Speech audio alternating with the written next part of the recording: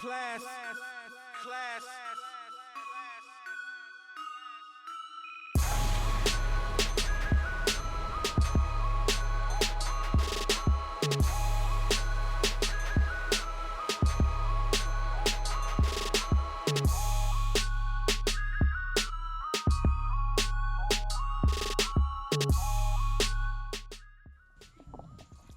Okay.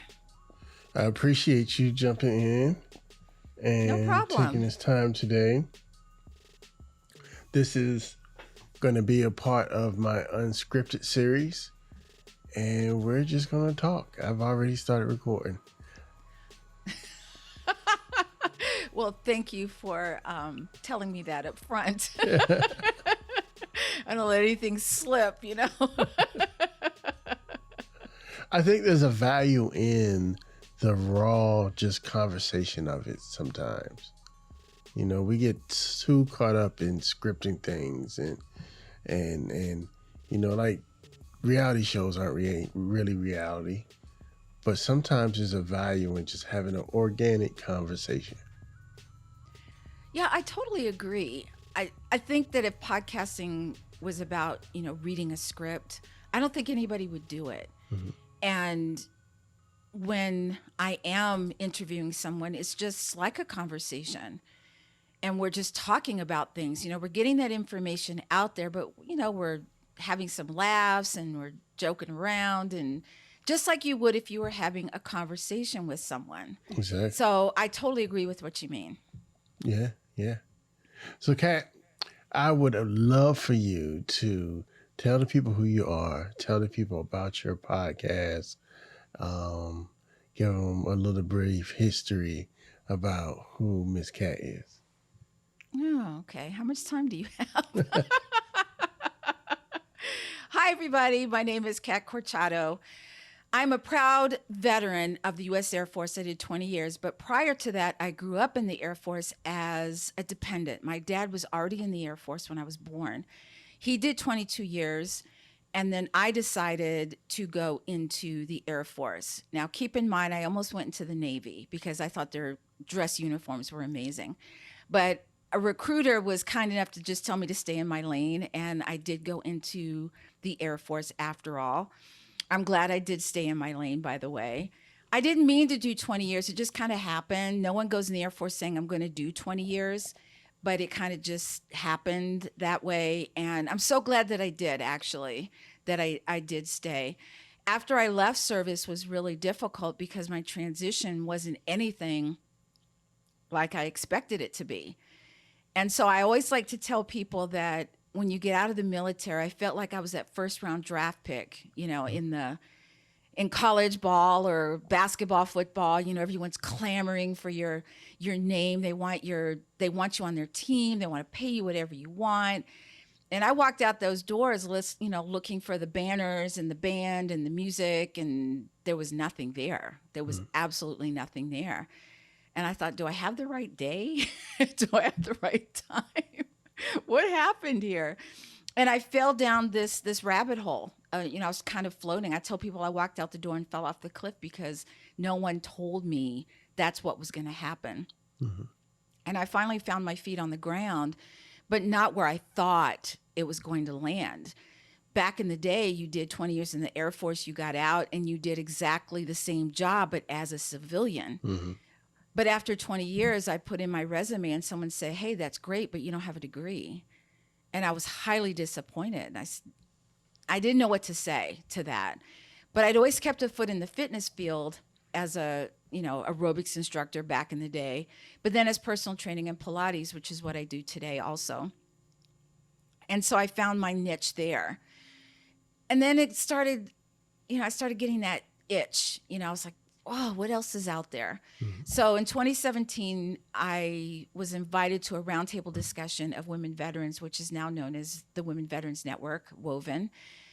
And I started as one of the original peer leaders. There were 6, and I was one of 6. And fast forward to today, I'm one of the national consultants. The other national consultant is Tracy Rosado, and she is in San Antonio, Texas.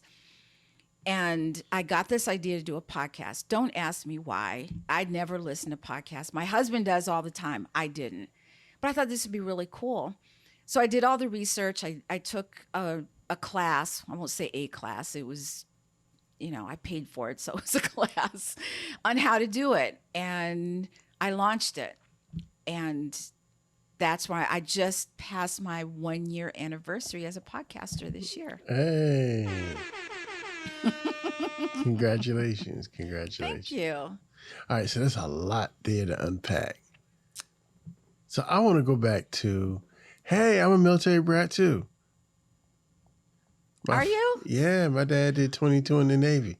Oh my goodness. I never knew that about you, Sean. Yeah. You never said anything like that on Clubhouse. Yeah, but I'm a Navy brat. I've been everywhere. My dad was a lieutenant commander in the Navy. Wow. So I'm going to interview you. I know it's your show, but Come on. It's a conversation. So what was your favorite place as a military dependent? What was your favorite place that your dad was stationed? Oh, hands down. I don't even have to think about it. And sadly, it doesn't exist anymore. But Roosevelt Roads, Puerto Rico. Oh my goodness. Yes. I would love to go there. Hands down, without a doubt. To the point, when my kids get out of school, I'm going to be in Puerto Rico. I'm going to buy a property or something. Billy's down there now. I know you're familiar with Billy. Billy's down there now. Yeah, Billy's there. Yeah, I'm trying to catch him next year. So, What did you love about it as a child? I don't know. Maybe because I was a teenager going through puberty in a tropical island surrounded by beautiful people and exotic Beautiful food. women. Come on, beautiful Beautiful girls. women. Hey, I've always said the whole time I was there, I never saw an ugly woman. So, yes. And then the That's fact that awesome. sometimes the alcohol rules are a little bit lax there, especially, and they make I rum. bet they are. Hey. I bet they are. What's there not to like? But for real, they had some of the most welcoming, beautiful people there.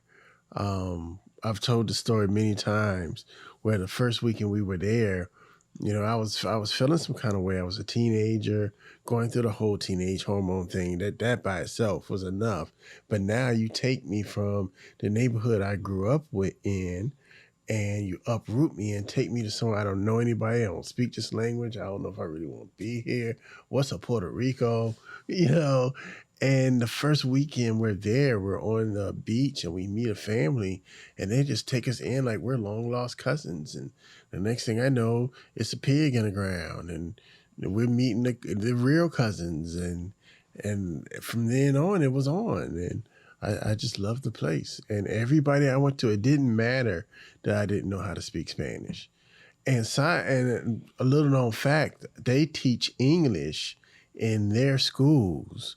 And, you can get by with very basic Spanish and very basic English. And, it's fine. It's an American territory. So English isn't like far-fetched. Right. Yeah. So, man. Well, we have a lot in common because my husband is Puerto Rican. Oh, really? His family, his Okay. family, his grandfather came to the States. His grandfather was a boxer, actually, Okay. when he came to the United States. But I also, as a teenager, my father made me, kicking and screaming, move to Germany at the age of 14. Oh, okay. Yeah, I was not happy. Randstad? No, it's a base. Unfortunately, it's closed now. It's called Bitburg Air Base Okay. in Germany. Spangdahlem Air Base is still open. But I actually went to high school there, 10th, 11th, and 12th grade, and graduated in Germany. So, all right, let me ask you this too, as a military brat, because this is I wanting to have this conversation with somebody. How did you feel? Now, I know a lot of times when we're going through it, we don't understand the magnitude of being able to just be temporarily in a whole nother person's culture and environment.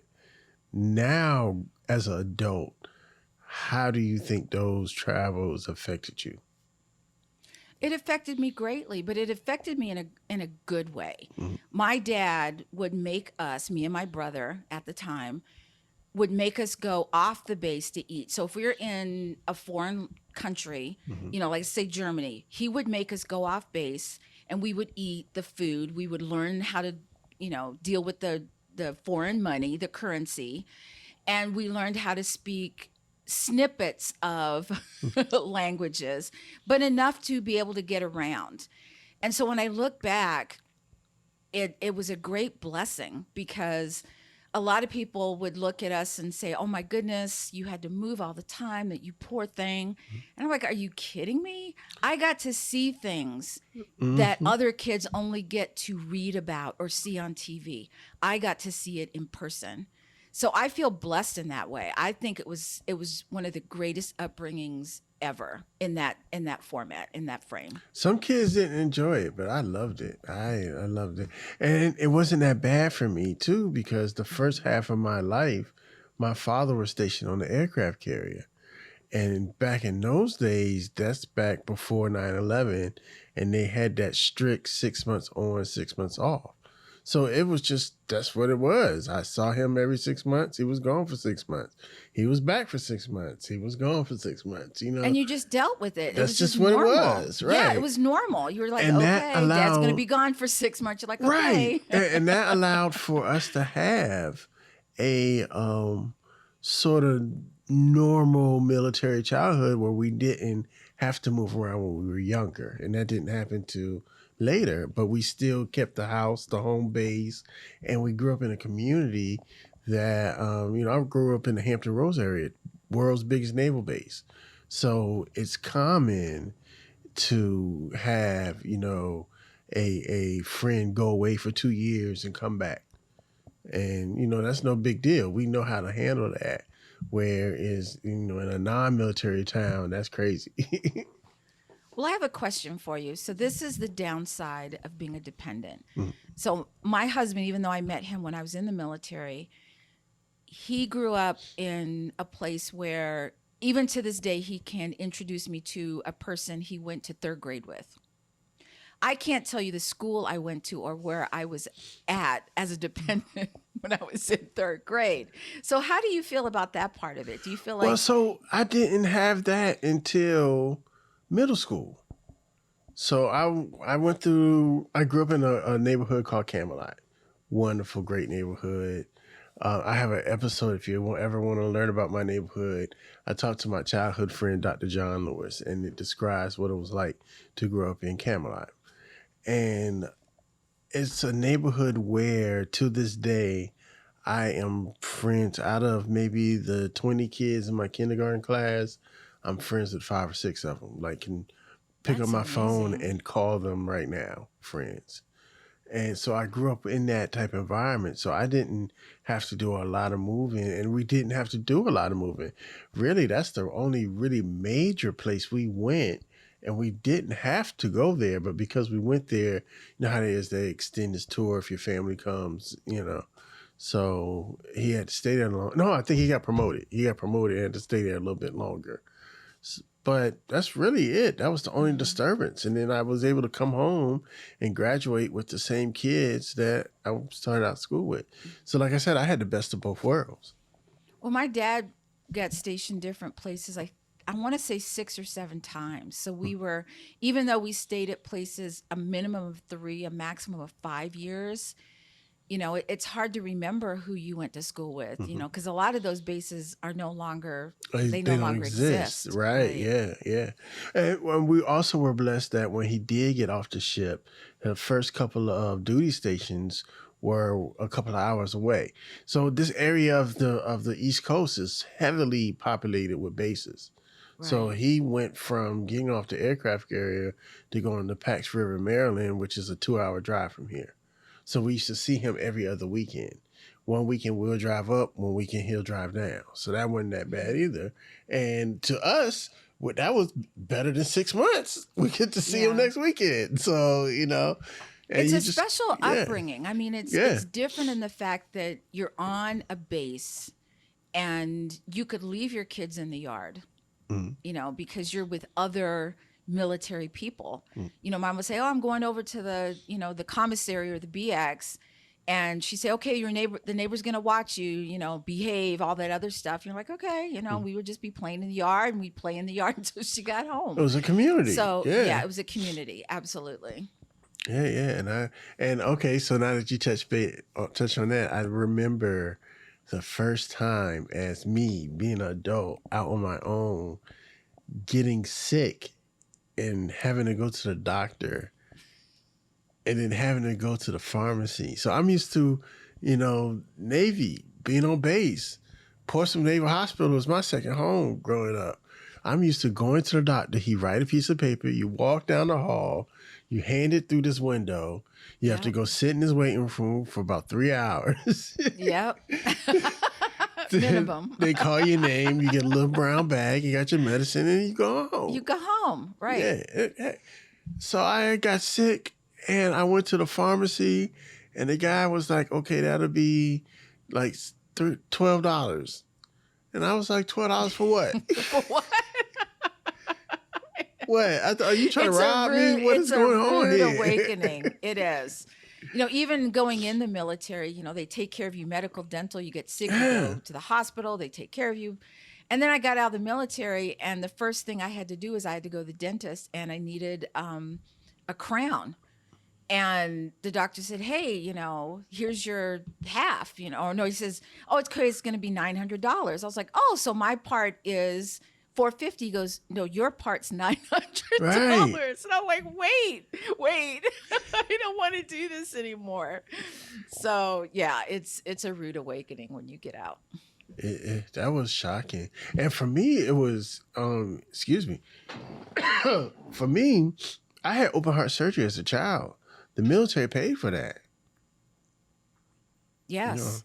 I remember my son got really, really ill. Like he almost died. And we were in Omaha, Nebraska. And one of the things that Omaha has is great schools and even better hospitals because they have teaching hospitals there. And I remember he went to the hospital on base, and if they can't figure it out, they're like, oh, you got to transport him downtown. Mm-hmm. And so he spent a week on base. He spent a week in the hospital. He had 5 different specialists. They sent him back to the base hospital, and then he came home. And I remember getting the bill, and even though I didn't have to pay it. And at this time, keep in mind, this was back in the 80s. Mm-hmm. And this was over $35,000 worth of medical that I didn't have to pay. Because if you got referred off base, the military ate the bill. But I just remember thinking, holy crap, because I was a single parent in the Air Force. There's no way I would have been able to pay $35,000 in any kind of bill. I don't care whether medical or not. So in that way, they really took care of not only you, but your dependents. Mm-hmm. I miss that. Yeah, I miss that. Was great. People do a lot of complaining, and sometimes I look at the younger generation sideways. I wanted to go in the military. I couldn't because of said heart condition. Mm-hmm. I tried. I wanted to be a Navy pilot. That's what I was going to do, and I could. We tried everything too, but I couldn't because of that. Right. And I look at the younger generation, and it's sometimes I think it's hard for the civilian life to really understand. And I also agree the military is not for everybody, just like I think college isn't for everybody. Right. But I also think that everybody should try each one of them to know if it's for you. Because if it is, it's a great thing. It's a great opportunity, and it's what you make it. Well, I tend to agree with you a little bit because when I speak to younger people, when I say younger people, I'm talking, high school, they're getting ready to graduate. They're not really sure what they want to do. Mm-hmm. Now, some are saying, hey, I'm graduating, I'm going to college, more power to you. But if you're not sure, the military gives you that time to decide. Like you're getting a paycheck, you're going to work. You have time to say, what do I really want to do? If you want to go to school, you can even go to school in the military. But this is what I hear all the time. So I'll be talking to someone and I'll say, well, have you thought about the military? Oh, I can't go in the military. Why? Oh, I don't like people telling me what to do. And I said, okay, do you have a part-time job? Yeah. You have a boss, right? Yeah. A boss that tells you what to do, right? Yeah. Like, okay, well, I don't want to wear a uniform. You got a job, right? There's a certain uniform you can't just walk in PJs. So it's how you frame it. You have to be able to say, all right, the military is going to give me this time to be able to decide what I want to do rather than living with your parents for who knows how long. You can be on your own and be your own person, be responsible for you, get some good skills, and then make your decision about what you want to do. And if it comes to that 4-year mark and you're ready to get out, then get out. Bye. But you've got something, you've got a trade, you've got something you can rely on and pull back if you need to. If anything, you just got out your mama's house. Right. You got out your mama's house. You got to meet a whole bunch of people from all over the world you had never had a chance to meet. Exactly. And that's just going down to the recruiting office. Right. Well, I've had people say, well, I don't want to leave my hometown. I'm like, but they complain about it. Have you seen those people? Right. Yeah, oh, my this hometown's sucks the and that worst sucks place. and Yeah. And then I'll say, well, why don't you leave? Oh, well, I can't leave. My family's here. The way this town is the way this town is made. I can't leave. Yeah. So, I mean, that's sad, because even if you come, and I've interviewed women who came from a small town, went in the military, and came back and realized that now they're bigger than the small town. They've grown as a person. But what's even more revealing is the fact that there are people that she meets that she went to school with, that they're there, their parents were there, their grandparents are there, they all grew up there and stayed there. And she said, I don't understand why they don't want to go, why they don't want to explore. And I don't understand that either, because I just love being able, well, what's over here? Let's do this. Okay, that's not for me, but it was a great experience. But I think that's the outlook growing up, the type of childhoods we had. You're not afraid. Like, I can go, that's why I'm so good at podcasting. You can sit me down in a room with anybody and I can talk to you. Because when you're in the military, you don't have a choice who is sitting down next to you.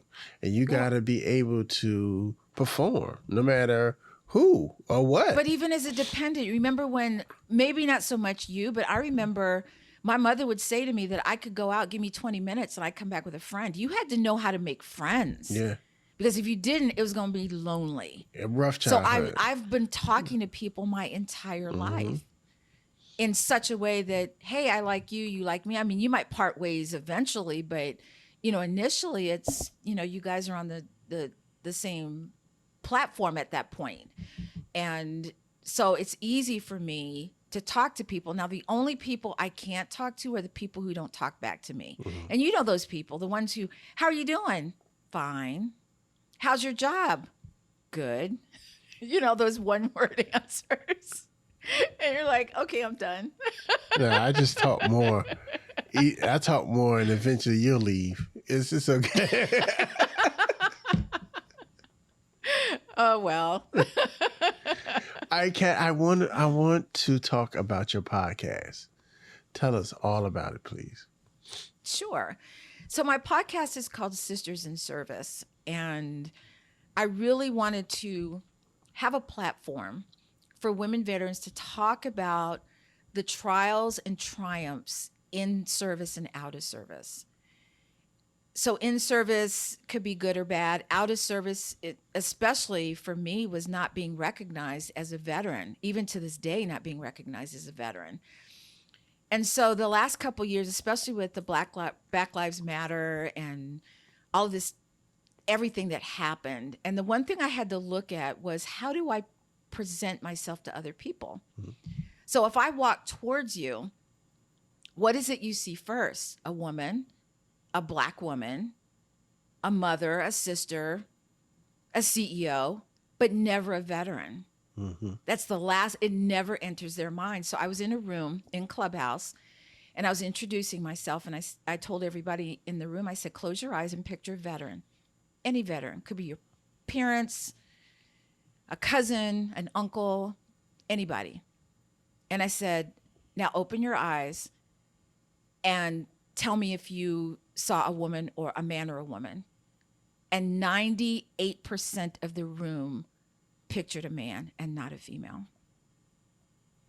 That's why I do my podcast, for that alone, because we need to be seen. And you said that, and it made me think. I grew up I like to tell you, I grew up in the land of unicorns, right? My father being a black officer in the Navy, especially in the late 70s, early 80s, was unheard of. Unheard of. Like you have to see his graduating class picture. And I'll let you guess who he is in the picture. I know. Which one? So I'm used to being the only brother in the room, right?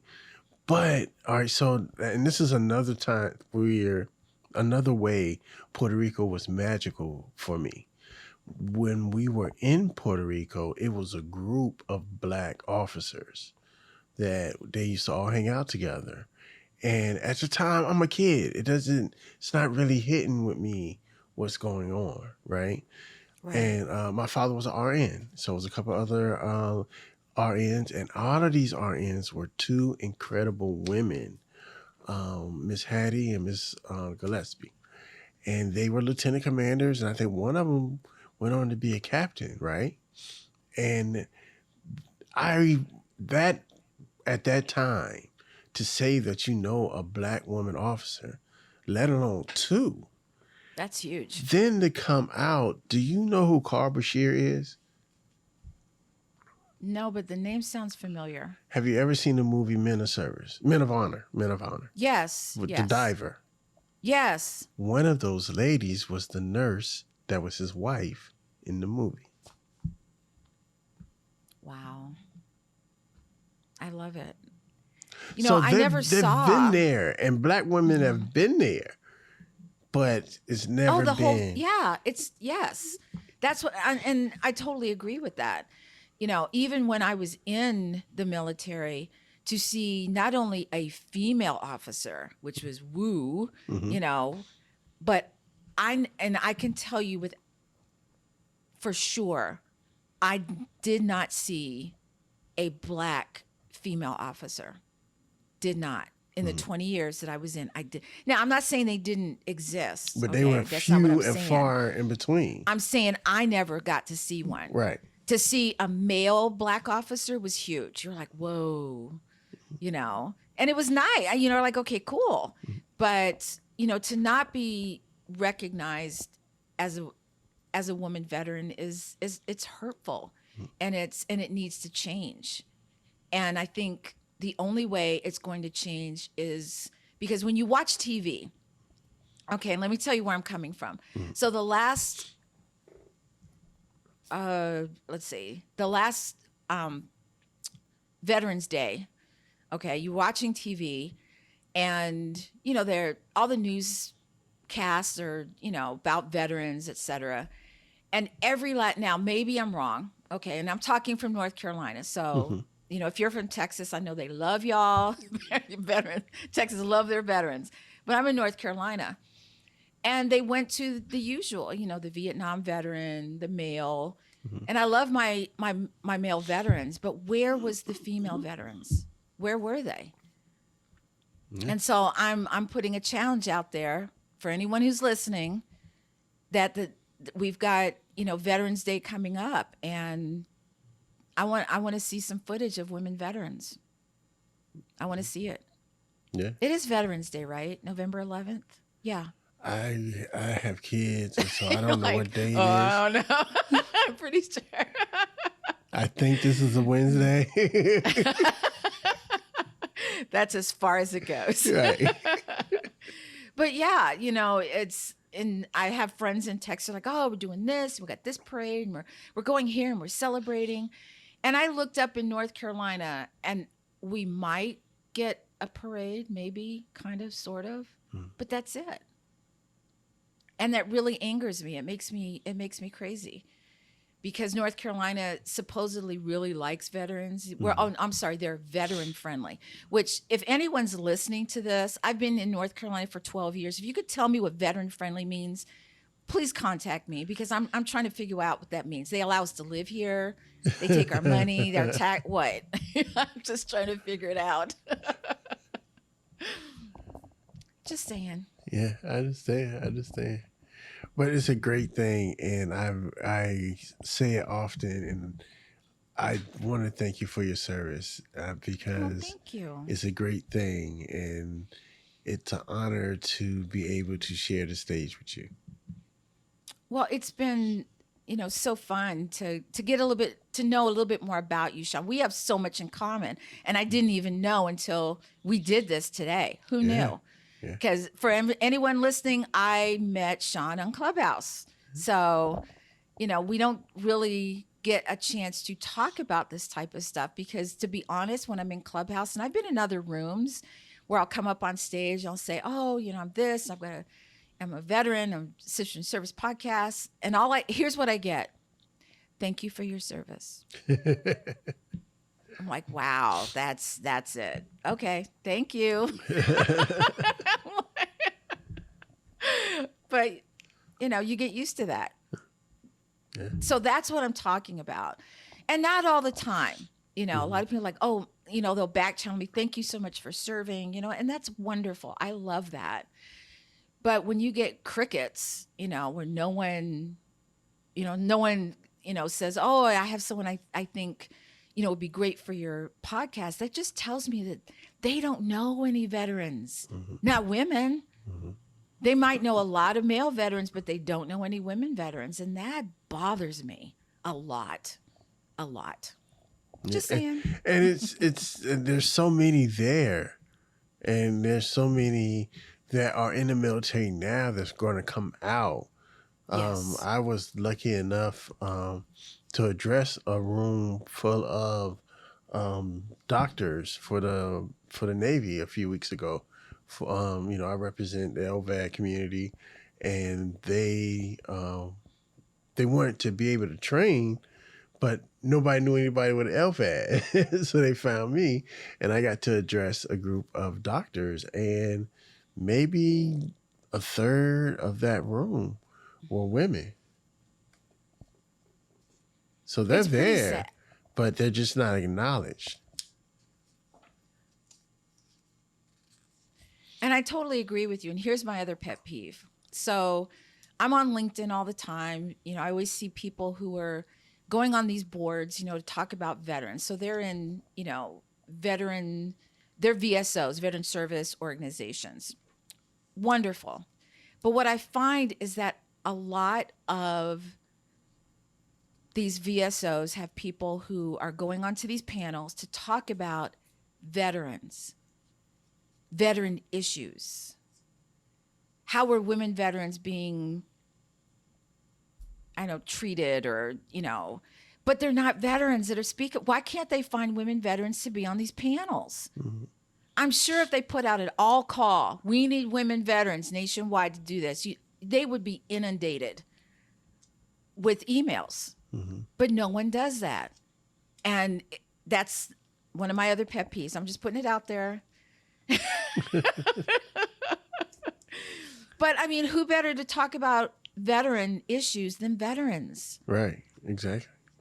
I can't talk about being in Puerto Rico because I've never been. I want to go, by the way. But I can't talk about things that I don't have no experience with. And guesstimating isn't going to cut it. Right. But that is all. All right, I'm going to ask you a question before we wrap it up. Okay. If you could change one thing for women veterans as a whole, what would you change? I would change the way non-veterans, also known as civilians, see women as veterans. I would change that. I would change it to where everybody would see not only male veterans, but female veterans also. And you wouldn't have to ask. You would just say, they must be a veteran, that they would know automatically. That's what I would change, is to be recognized as a female veteran. Awesome. All right, so now you get to answer my question I ask everybody. Uh-oh. If a young cat came to you and asked you for life advice, what would you tell her? Male, female, or it doesn't matter? A young cat, so it'll be a young you. A young cat. Yes. I would tell her to not be afraid and to just move forward. As a young person, I was scared of my own shadow. I was a people pleaser. Don't people please. Please cat. And don't be afraid, but move forward in your fear. Hold on. That's it. Hold on.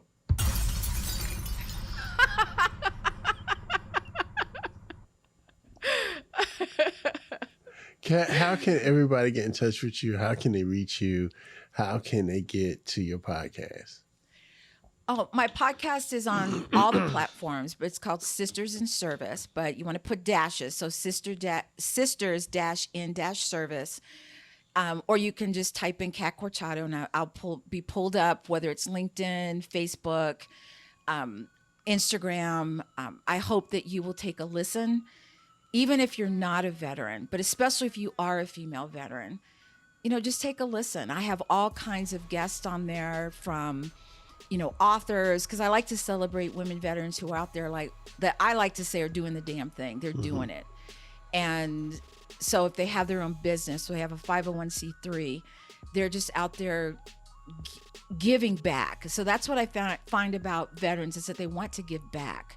So Sisters in Service, not only in service, but out of service. So I hope you guys will take a listen, follow me.